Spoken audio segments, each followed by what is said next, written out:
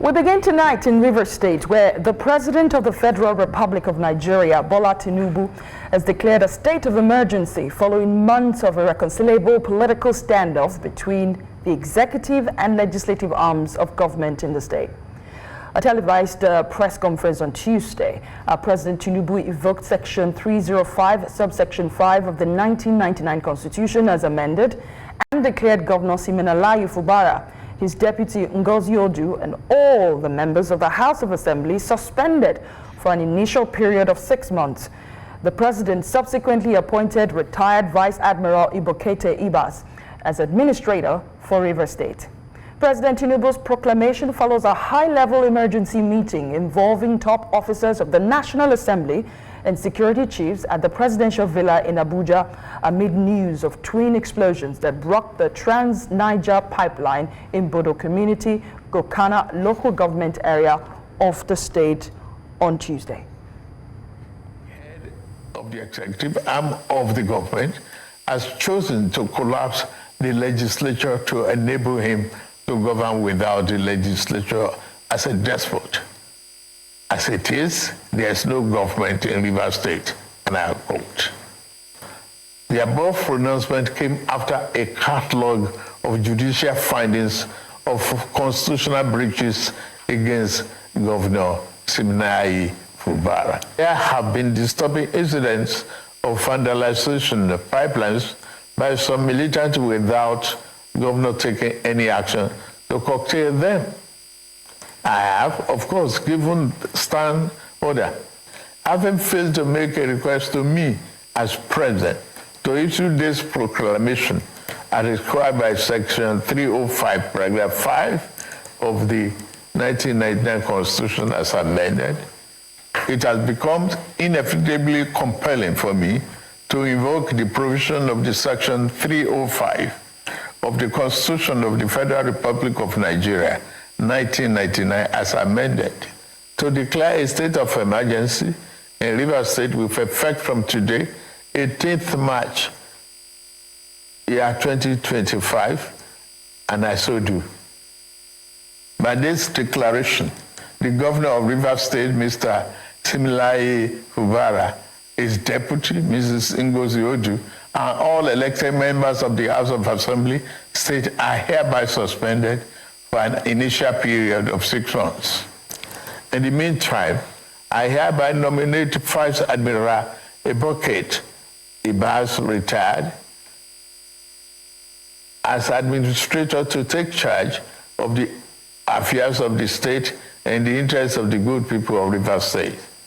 For the avoidance of doubt, this declaration does not affect the judicial arm of Rivers State, which shall continue to function in accordance with their constitutional mandate. So, who is the newly appointed Rivers State sole administrator?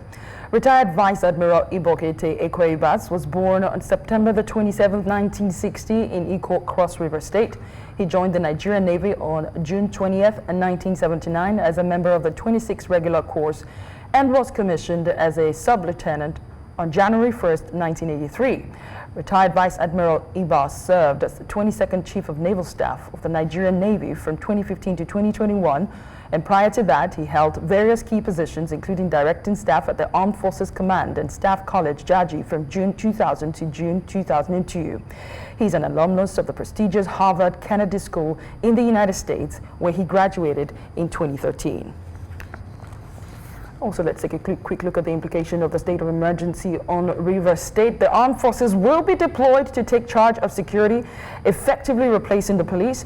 Security personnel will have the authority to conduct searches without warrants. Individuals suspected of wrongdoing can be arrested and detained without being formally charged.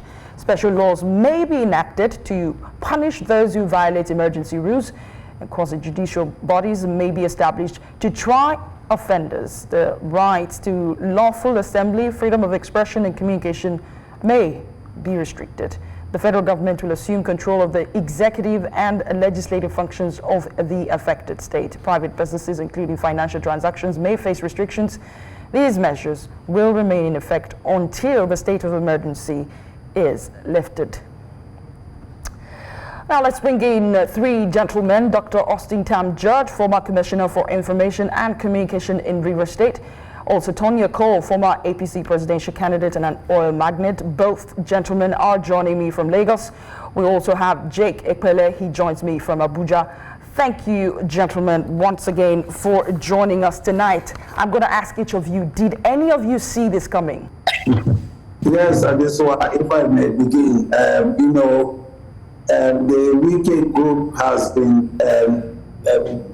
spoiling for war for over 1 year. They spent the whole of 2024 campaigning for the declaration of the state of emergency. In fact, a fractional chairman of the APC in Rivers State, Tony Okota, held repeated press conferences asking for the declaration of a state of emergency. So this didn't come to most, careful observers of the crisis in Rivers as a surprise. And that's one part. The second part is that the fact that the president, in 2023 December, during his first intervention, made a disproportionately unfavorable conditions for Governor Fubara to meet, indicated very clearly that the president himself was indirectly supplying presidential oxygen to the main orchestrator of this crisis, his own minister of the FCT, Mr. Yeson Wike. So to answer your question directly at this one, this did not come to most observers as a surprise. Some people will say that they were expecting impeachment proceedings and all, but now a state of emergency, suspension of both the legislative and the executive arm of the government. I mean, it's a lot for some people. Tonya, how do you react to this? Well, I think it's a very sad day for Rivers State, first of all. Just as my brother Tam has said, this has been muted over and over several times. And the particular group that has been pushing this has always been from the minister's camp. And so the speculation is that this is the minister's hand is written all over this. Which of the ministers are you referring to here? But whatever the case, regardless of who has pushed this, I think it's a very dark day for Rivers State, and it does not solve the problem. I think it actually increases the problem of Rivers State. Jake, your take. Thank you, my co-panelists, my good friend Toye and George. It is indeed, I agree with you, Toye, it's indeed a sad day for not just Rivers State, for democracy. It's also a very issue that calls for concern and questions the integrity of the interpretation of the constitutional provision which the president mentioned. The question I ask, I'm not a lawyer, for those that would give proper interpretation, does the president have the power to remove the governor? Because I read that section 305. To suspend, it didn't give him that power. He's being suspended, not removed. Well, even suspension, because first, I think what the president has the constitutional power to do was to first proclaim and then wait for the National Assembly to give approval before a formal state of emergency is implemented. That's my own understanding, and so my question is, did the National Assembly deliberate over this and give the president the approval, or it was Minister Wike who gave the approval? This is very sad. This is very, very sad for the Rivers people that are known to be civilized. I mean, you can see a shining example of Rivers people and their intelligence and what they can do. Right. With the like of Tonya Cole, with his success in the oil industry, the little that I have done in the international development scene. This is sad and very unlike Rivers people. And I'm beginning to question if Wike is truly a Rivers person, because why would you inflict such a damaging, consequential outcome on your own people. So he's now happy. I think he should resign. Right. You know, there are people who say that, again, they were expecting impeachment proceedings. And they're saying that if Wike has a hand in this, perhaps the Amawule arm or the Amawule-led House of Assembly, perhaps the president would have maybe let them stay. But that the fact that they've all been suspended, how do you read into this politically? You know, at this one, you know, the Amawule, they are just, you know, with all due respect, I know them because as a former commissioner for information myself, I once appeared in the assembly, you know, where they sat, some of them. But I can tell you that in this particular dispensation, Amawule and his cohorts were no better than a bunch of puppets. The chief puppeteer was Wike himself, the FCT minister, who was dictating every tune. They could not sit, they could not even make a simple decision without first hearing from him.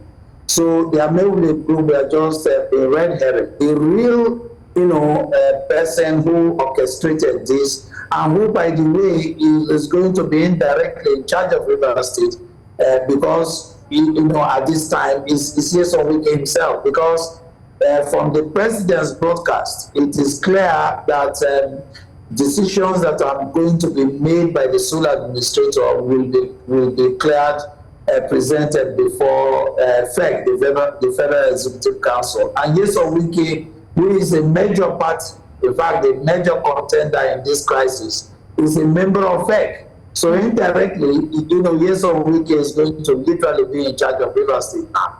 And as I said in my introduction, it's very difficult, you know, to see how neutral, you know, the president, you know, tries to purport to be, because the president, from his intervention in 2023 up to his broadcast this morning, has, you know, somehow given the unfortunate and misleading impression that he was somehow just, you know, a neutral arbiter in this crisis, but he was not. The president was very much a part of this crisis. He could have gotten, you know, to punish his minister who was orchestrating crisis in a major state in Nigeria. He did not. All right, let me quickly come in here. Let me just quickly. Mention was I'm going to have to come in here of the FCT minister. So that gives the conclusive impression that the president himself was very much a part of this crisis. Right. I'm going to toss this question to Tonya, but before I do that, I want to quickly just recap what the president said. I know how easy it is to continue to point accusing fingers, or shall I say, that it looks as though the entire crisis is pointing at one person, and the logical conclusions you guys have made, there are bases for it. However, in the president's speech, he did say that the governor did not disown the militants who were drumming up war in the build-up to his declaration of the state of emergency. They kept saying, we're going to bomb it, we're going to do this. He didn't call them to order. Also, he said the governor has not addressed the explosions that happened Monday night and a couple of, like 12 hours in between. Just not too long ago, we heard another one has taken place. The governor did not address it, and that it looks as though Rivers State had become completely ungovernable, and that it could descend into chaos if nothing gets done by him, the president, whose number one job is to protect the lives and properties of both the people of Rivers State and the entire country. Tonya Cole, is that not a good basis to declare a state of emergency? Well, so first of all, this state of emergency has come when at a point where the president ought to have solved this problem a long time ago. But let us look at the instances in which the state of emergency has been declared today. A few days ago, the minister and a group of people went to a place called Abalama. Many people who don't understand Rivers State politics will not appreciate what that particular incident meant. It was like poking the eye of a sleeping tiger. It was like going into the house of a man and raping his wife right in front of him. And that's exactly what happened. The consequence of that may be what we're seeing. Now, should a state of emergency that removes the governor be the consequence of that action? I think that's it's going too far. State of emergency, security issues can be dealt with. The issue of the pipeline bombing is not new, and it has been dealt with before without a state of emergency being declared. And so I think there are many things that could have been done. However, this crisis and where it is will not be resolved by a state of emergency. It would only deepen the issue, and that's my concern. You know, word on the street is that, and I'm tossing this question to Jake, and all of you can chip in, is that this is beyond just the political crisis in Rivers State, that this is also a power tussle between PDP and APC, allegedly, ahead of 2027. Allegedly. Jake? Look, Jake, over to you. Whether it is allegations or whatever it is, whatever we sugarcoat it to be, the issue is Nyesom Wike, who is so power drunk that wants to hold on to power at all costs and at the expense of his own people, both the Ikweres, the Jaws, and everybody concerned. That's just what it is. Let's not color-code it. You know, that's just what it is. And that's what he has gotten. You know, one man who wants to control everything controllable and hold everybody hostage. This is what he wanted. And he has gotten exactly the script that he has been writing for a very long time. It's unfortunate, you know. Truth be told, you know, the president should have handled this thing differently. How? When all the this political solution that he was trying to midwife, you know, which was obviously one-sided, didn't work. It didn't work because it was screwed. And today, this is what we are getting.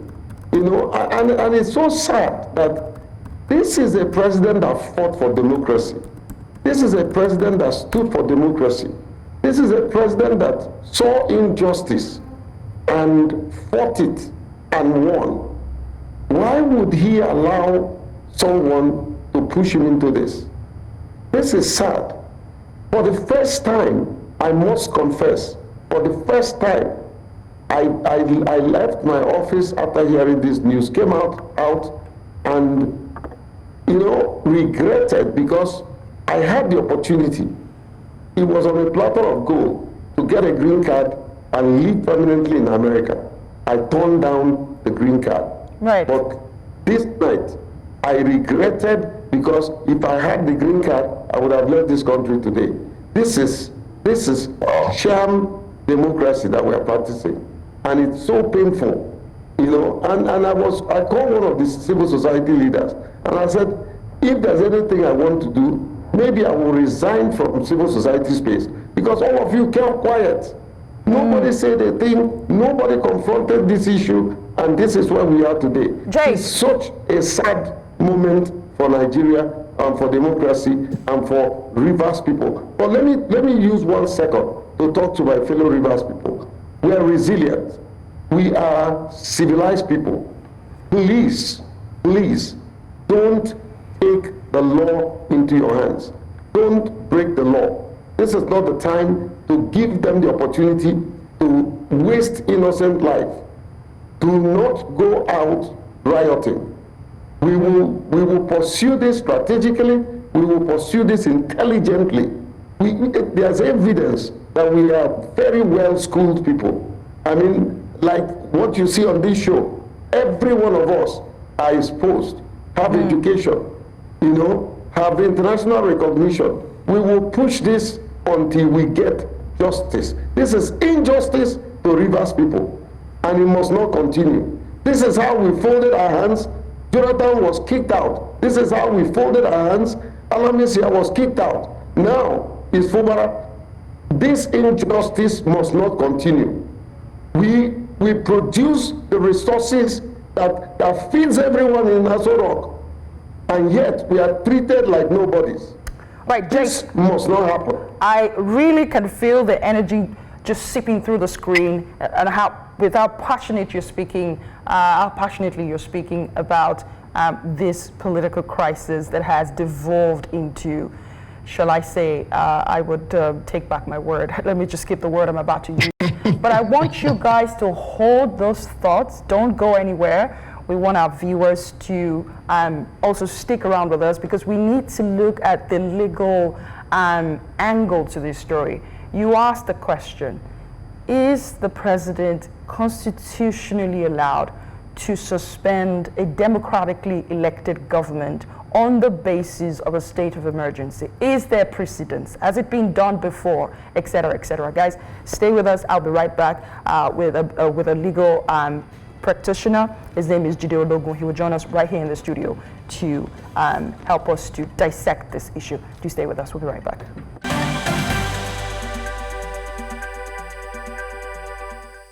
Welcome back, everyone. You're watching Tonight on News Central. I'm Adeshawa Josh, and we're still looking at the state of emergency declared by the President of the Federal Republic of Nigeria, Bola Tinubu, and the suspension of both the executive and the legislative arm of government there. Residents of River State are already reacting to that development. Our correspondent, Biola Festus, was on the streets of Port Harcourt to feel their pulse. Have a listen.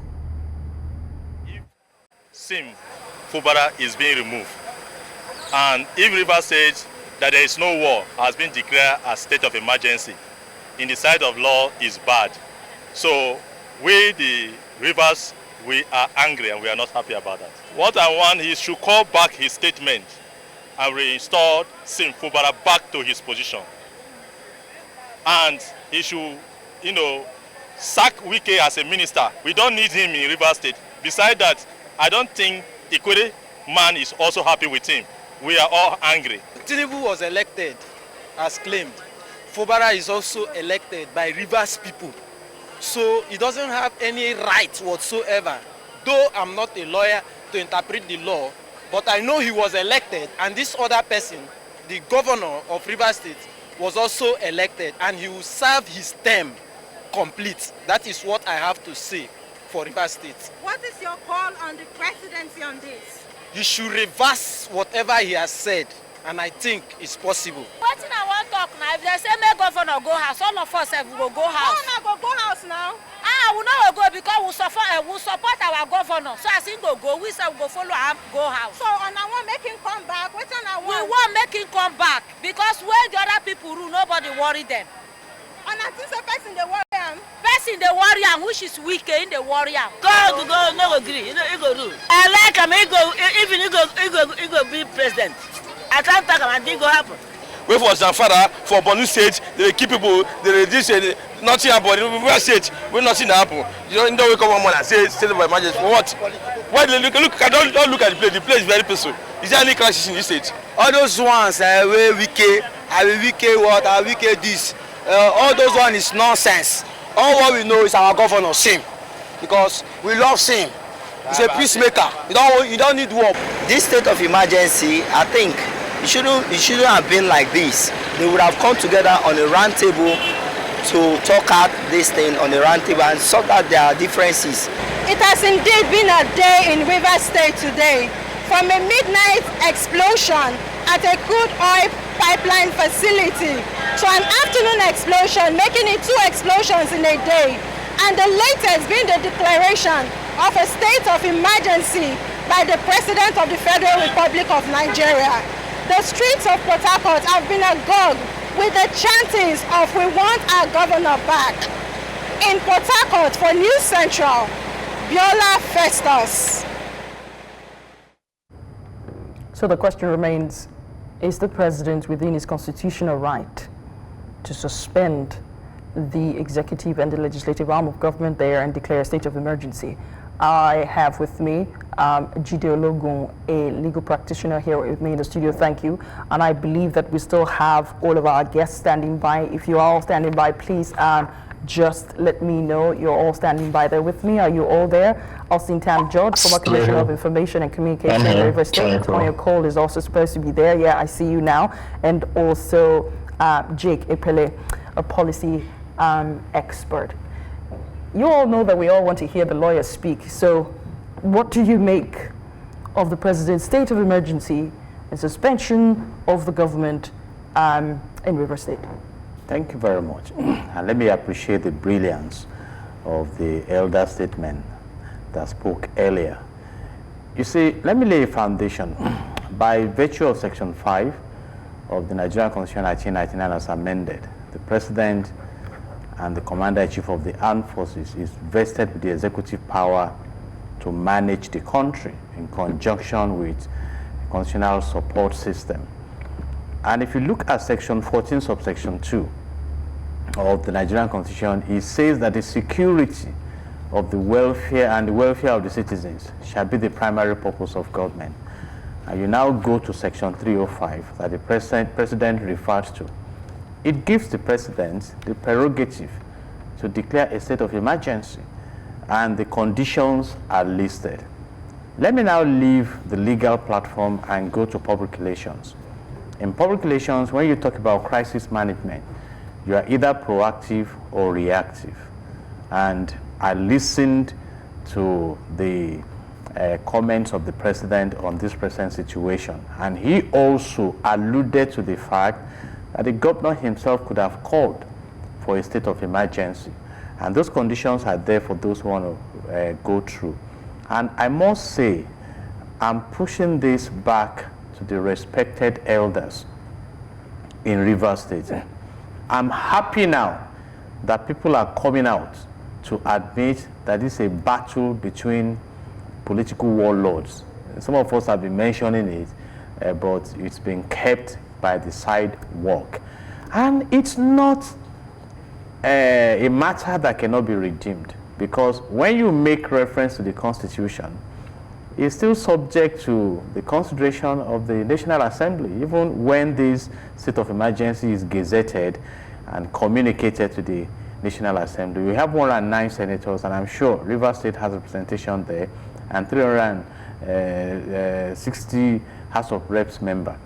Let's now go to precedent to understand what is on ground.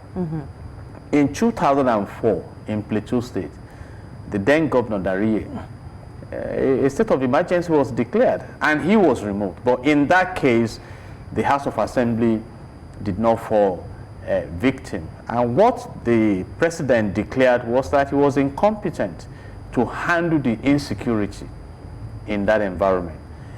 In 2006, the then President Olusegun Obasanjo declared a state of emergency, after Fayose was impeached, and the chief judge that led the panel of investigation was also, he declared a state of emergency in Ekiti State. So it's been declared before.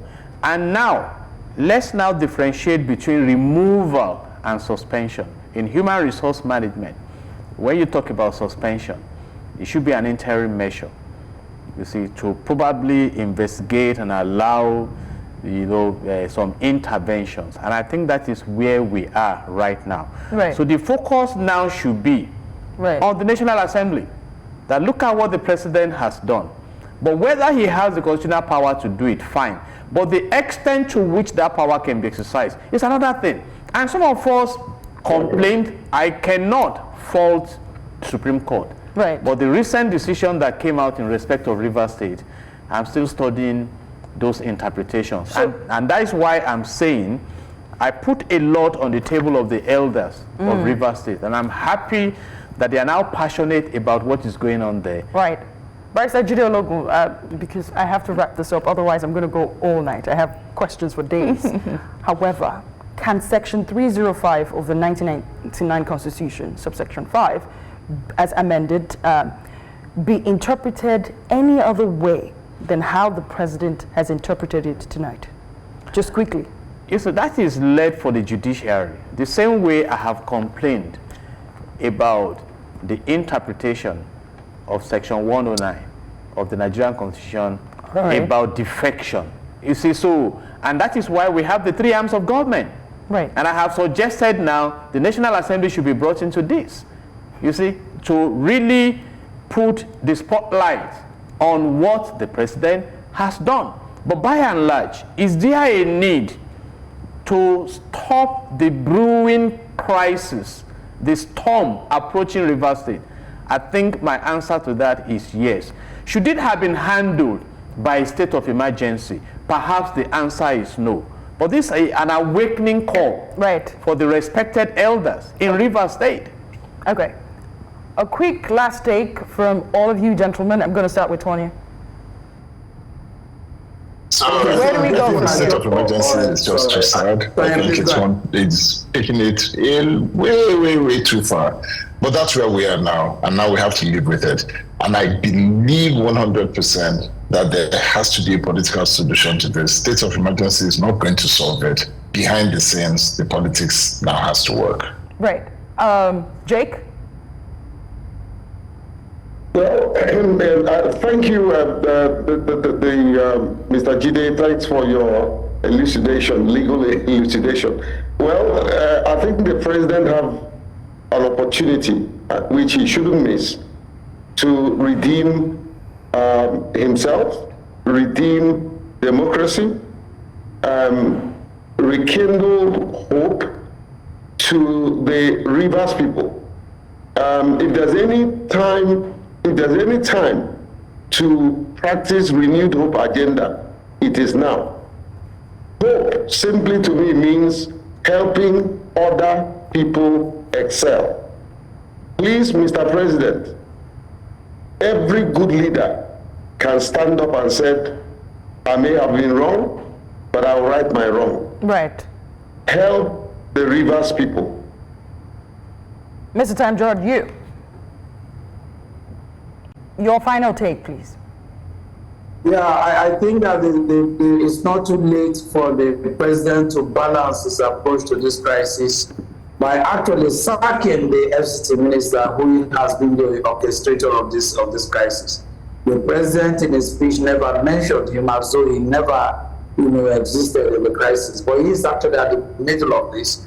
And the impression of partisanship that the president has created is unfortunate. It's an unfortunate precedent for the country, and the only way he can redeem this is to relieve the FCT minister, Mr. Yeson Wike, from his post, so that he's no longer in the position to destabilize the state. He cannot sit during this he will then not be able to sit during this period of state of emergency, right? And as a part of the Federal Executive Council and benefit from the crisis that he has clearly orchestrated in Rivers State. Gentlemen, just to wrap it up quickly, we do know that there is a 2-day window, a 2 to 10-day window for the National Assembly to approve the state of emergency.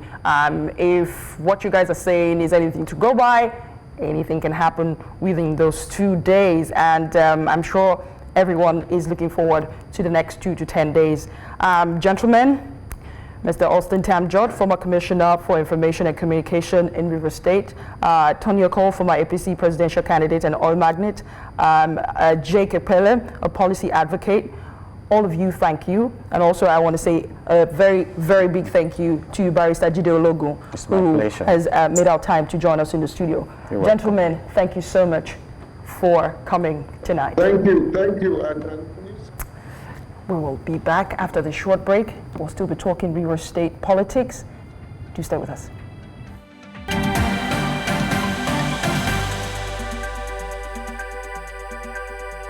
The Minister of the Federal Capital Territory, Nyesom Wike, has revoked the land title of the People's Democratic Party's National Secretariat in Abuja. The minister issued the revocation notice in a letter dated 13th March 2025. It was signed by the Director of Land Administration, Chijioke Onwakweze. According to the letter, the opposition party has failed to pay its annual ground rent on the property for 20 years, from the 1st of January 2006 to the 1st of January this year, despite repeated notices in national newspapers and electronic media urging it to settle all outstanding bills. The minister added that the FCT administration will immediately take possession of the PDP secretariat until all the bills are settled. Let's now cross live to Nairobi, Kenya to join Dele Momodu, media entrepreneur and publisher of Vision International. Good to have you tonight. I know that you're staying up late for us, so thank you. Thank you very much. It's good morning from Nairobi, Kenya. So, Minister Nyesom Wike wants to shut down PDP Secretariat over unpaid bills. That seemed like the right thing to do, isn't it? Well, I mean, if PDP has not paid its grant rent, it's fine. But you know that Wike is not doing that because he's just doing it now. How do you know that? Forever that is the one funding PDP. So how come he didn't pay it in all those years? Since he is the grandfather of PDP, the founder, and everything to do with PDP. So it's unfortunate that we're carrying vindictiveness to a very ridiculous level in Nigeria. I hope you will go and check the grant rate of APC, and if they've defaulted, I hope you will be able to take over the APC secretariat immediately. But you know what's a bit funny to a lot of people here is that the PDP hasn't really rebutted those accusations. I don't work in the secretariat of PDP, so I'm just a member. I'm an honorary member of PDP, so I wouldn't know the details. But I know that Wike is kicking. He will kick a dead horse just to make a point, and that's Wike for you. It's obvious that Wike has, an axe to grind with PDP. As a former Nigerian president told me, it's been inconsolable since he lost the PDP primary in 2022, and he will do everything, to destroy PDP and to align PDP. So it's okay. Like I said, everything that has a beginning will have an end one day. So I wish him well, and I pray that God will console him. But this same Nyesom Wike, who is a bit disgruntled about losing the election you mentioned, has not left the PDP, has he? Because he knows that APC will not tolerate all the things that he's been doing to PDP. He knows it. So he's using APC for cover. For as long as he's in APC, he will remain a minister. Nobody will touch him. No investigation will touch him. He will control the heavens and the earth as long as he's in APC. But he's using PDP also. He cannot leave PDP because he's also a coward. It's very cowardly, because if you're a man, if you don't like a party, if I don't like my job, I will quit, I will resign. So he has refused to leave PDP because he knows APC will not accept him. And also, he's still nursing his presidential ambition and hoping that one day, when APC finally rejects him, then he can grab PDP in the neck.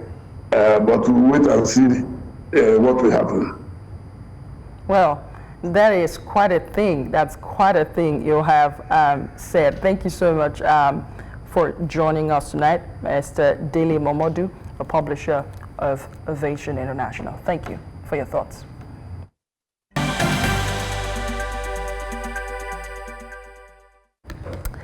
Let's take you outside our shores now to Mali, where the country has ended ties with the international group of French-speaking countries, coming a day after its allies, Burkina Faso and Niger, did the same thing.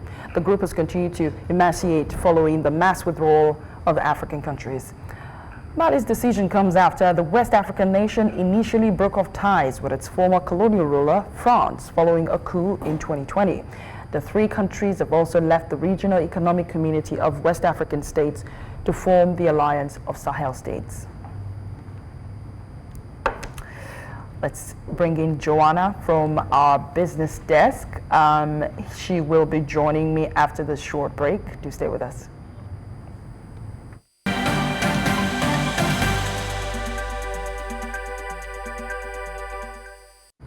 And it's time for some Money Talks with Joanna from our business desk. She has the latest.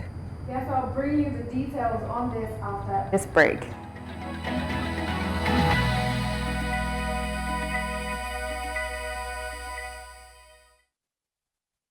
News in association with Money Master PSB, the easy way to master your money.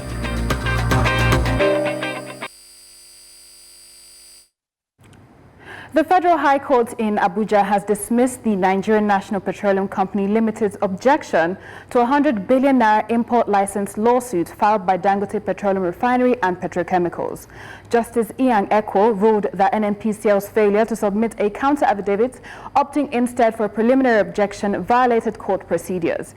He criticized the company for breaching Order 16 of the Federal High Court rules, deeming their objection incompetent. Justice Ekwo also dismissed the Federal Competition and Consumer Protection Commission's request to join the lawsuit. He then adjourned the matter to May 6 for further mention. And coming to the NGX, the markets lost 40 basis points today, 266 billion. I believe investors did lose on the exchange. Let's see the sectors that are driving the loss today. We're seeing banking is down, insurance is up. WAPIC, about 3 insurance companies drove the market, the insurance sector up 1.11%. Oil and gas is down, consumer goods is up marginally 0.17%, and industrial goods is down a whopping 3.39%, driven by losses in Boa Cement. That's it on Business Tonight. I am Joanna Mustafa. Tonight continues with Adishewa.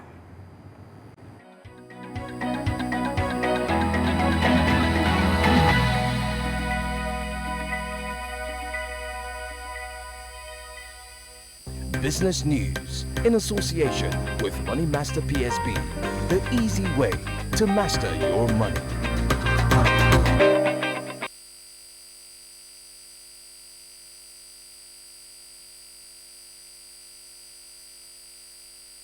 Two, mic check, 1, 2.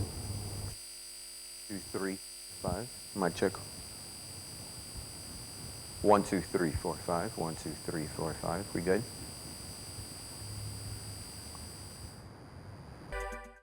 Udoka joins me now with the latest in sports news. Udoka?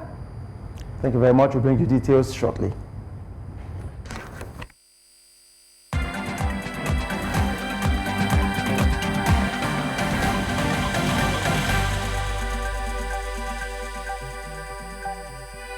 Sports Update, brought to you by Corn Oil. Corn Oil, we go the extra mile.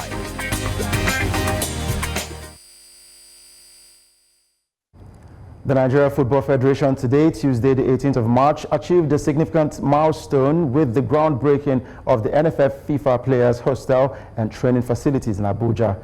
The ceremony was presided over by the Speaker of the House of Representatives, Honorable Tajuddin Abbas. The state-of-the-art 68-room hostel situated at the MK Abiola National Stadium features 62 single rooms, 4 suites, and 2 executive suites. In addition to the hostel, 2 new training pitches, 1 synthetic and 1 natural grass will be constructed, while the existing synthetic pitch will be restructured.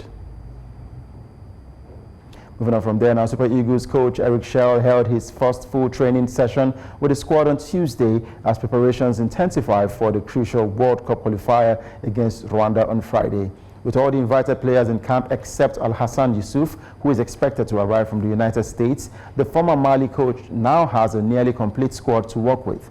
Known for his strict approach, initial reports indicate that Shell is intent on creating a close-knit team while running a disciplined and focused training camp. Members of the media were barred from Tuesday's session in order to ensure an undisturbed environment for maximum concentration by his players. And that's a wrap on Sport Update. I am Udoka Njoko.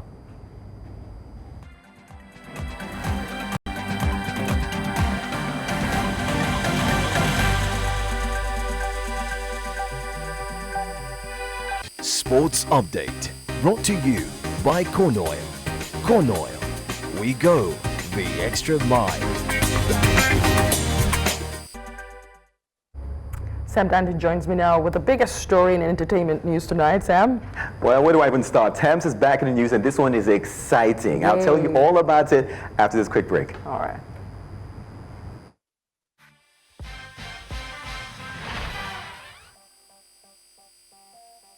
Entertainment news in association with Glow Unlimited.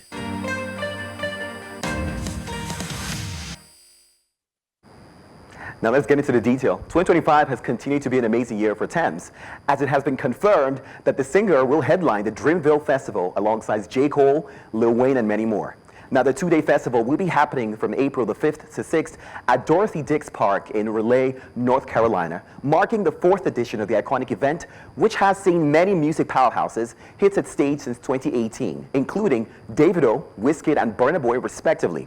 Now, Thames' rise to global success, or global stage, has been nothing short of phenomenal. From her breakout hit Essence to collaboration with Drake and Future, no doubt her Afrobeat and R&B fusion has won her hearts worldwide. Now, day one, of course, April the 5th, we'll see Lil Wayne, Hot Boys, Big Timer, and 21 Savage take the stage.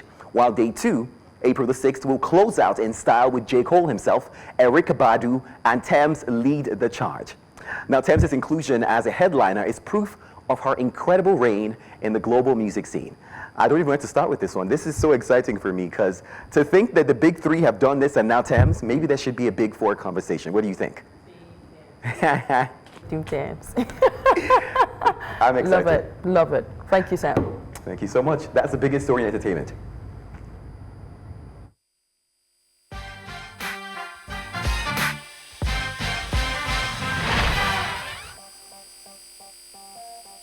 Entertainment news in association with Glow Unlimited.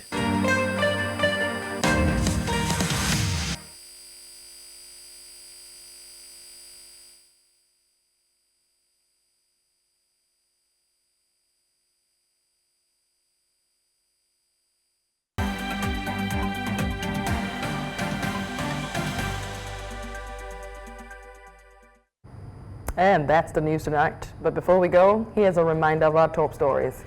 President Bola Tinubu declares state of emergency in Rivers State, replaces Governor Siminalayi Fubara with sole administrator.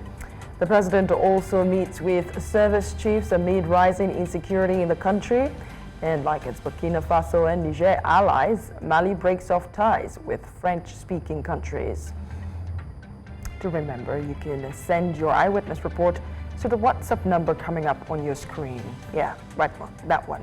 Follow us on all social media platforms. We are at News Central TV.